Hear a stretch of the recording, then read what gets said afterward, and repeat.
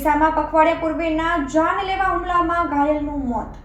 ગત તારીખ 7/5ના રાતે માંડવી તાલુકાના ગઢસીસામાં ફરિયાદીના ઘર પાસે બે ભાઈ ઝઘડો કરી ગાળાગાળી કરતા હોવાથી આ અંગે ના પડાતા બે ભાઈએ સોહબ અને તેના પિતા જુશબ રમજુ માજોઠી 61 પર જાનલેવા હુમલો કરી કુહાડીથી માર મરાતા ગઈકાલે જુશબનું અમદાવાદમાં સારવાર દરમિયાન મોત નિપજતા આ બનાવ હત્યામાં પરિણમ્યો છે।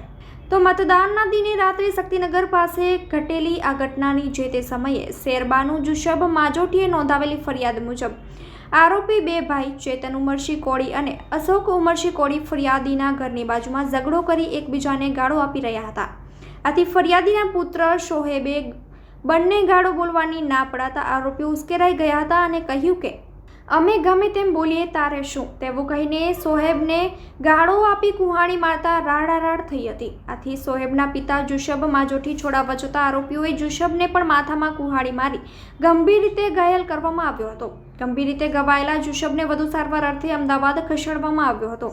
ત્યારે ગઈકાલે અમદાવાદની હોસ્પિટલમાં સારવાર દરમિયાન જુશબે દમ તોડી દીધો હતો। તો ગઢસીસા પોલીસે જે તે સમયે ફરિયાદના આધારે આરોપીઓ વિરુદ્ધ ગુનો દાખલ કર્યો હતો। હવે આ કેસમાં ઘાયલ જુશબનું મૃત્યુ થતાં હત્યાની કલમ ઉમેરાયાનું ગઢસીસા પોલીસે જણાવ્યું હતું।